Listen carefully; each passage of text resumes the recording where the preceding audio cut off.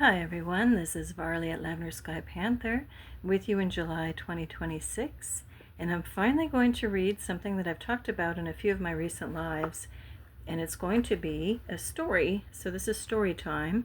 It's a brief little story called The Island of the Dolphin Girls, and it comes from the book called Pacific Island Legends.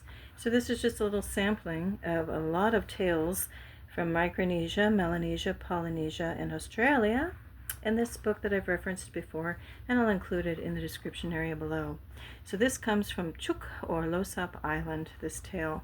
The Island of the Dolphin Girls. There was once a chief's son named Anun Farang. He was of the Lugenfrau clan from Farang near Chuuk. He liked to sail with adult men from Losap to Chuuk.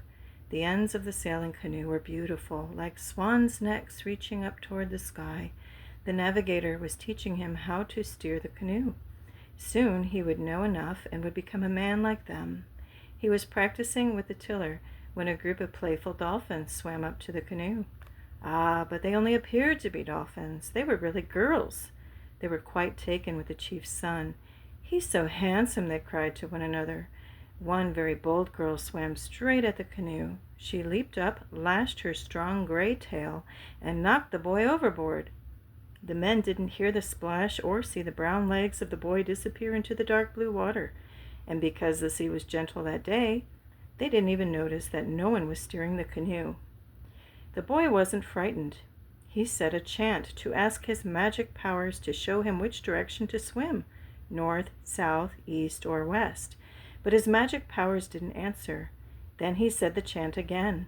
His magic told him to dive straight down into the sea. Down, down he swam.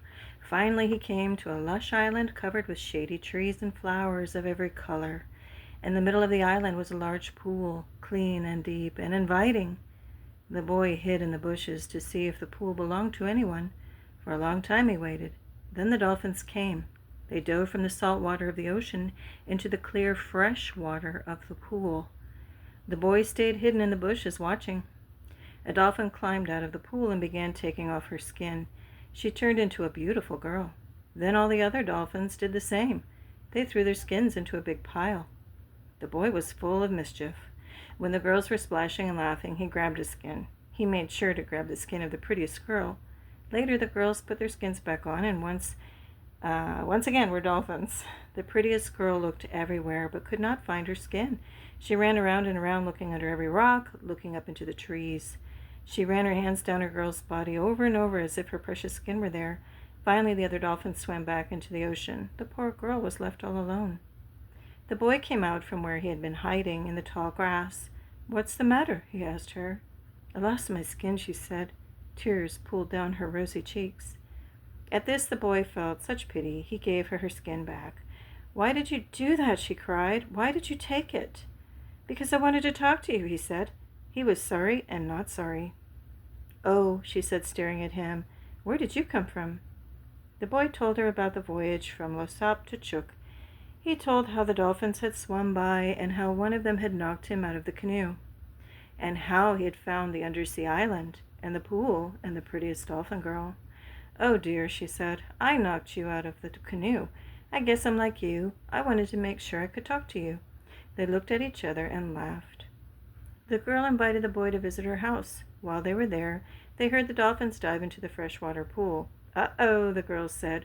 "They'll come here next. Quick, I'll hide you." She hid the boy under a pile of woven mats. Soon the girls arrived. "So there you are," they said. "We've been looking all over for you." Another girl said, "It smells funny here, like a human." The prettiest girl laughed. "Oh, you're just smelling me. I smell funny because I've been stuck on land all day." "No," said the other girls, "it's not you. You're trying to trick us. Tell us who's here."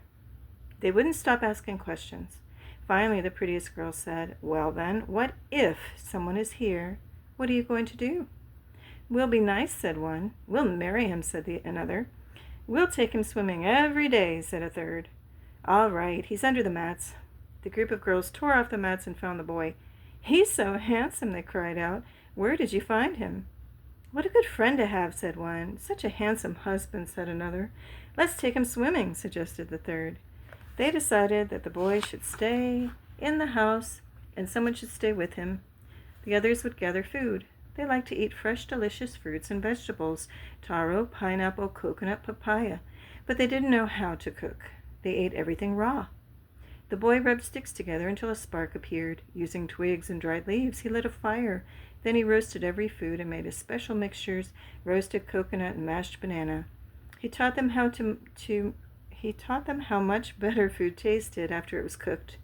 This made them even happier they had found him. Many days went by. When the prettiest girl came again to stay with the boy, he said, "I want to go home. I miss my parents and my island." When the other girls heard this, they cried many salty tears. "We want you to live here with us." "I'm sorry. I need to go. My family is worrying about me. They must think I'm dead. I will try to come back here, but you must let me go home." They held a farewell feast for the boy. He taught them some medicine, especially for dolphins, using plants found near their bathing place. They would know how to cure themselves if they got sick. Then they built a special cage and piled their best fruits inside. The boy climbed in and sat among the breadfruits and watermelons, loquats, and mangoes. How sweet and delicious it smelled. The dolphins lifted the cage onto their backs, moving their tails up and down and down. They pushed the cage upward through the sea. They swam all the way back to Losap with the boy inside the cage. When they entered Losap's lagoon, the people on that atoll cried, "Look, a great canoe is coming." The dolphins pushed the cage closer and closer. Finally, the people could see that the canoe was actually a cage. When they saw the chief's son inside, they yelled with joy. The people of Losap were happy that day. Gladly, they accepted the gifts from the dolphin girls, especially the gift of a human life. Okay, and so that is. That's our lovely story, The Island of the Dolphin Girls. So there should be maybe perhaps a couple of things that really stood out to you in that story, and I invite you to go look on the map of where Chuuk is and Losap Island in Micronesia, and investigate and just kind of have fun looking around on the map, and and to do your own little inner search and see if anything interesting comes up out of hearing this story. Hope you enjoyed it. Until next time, bye everyone.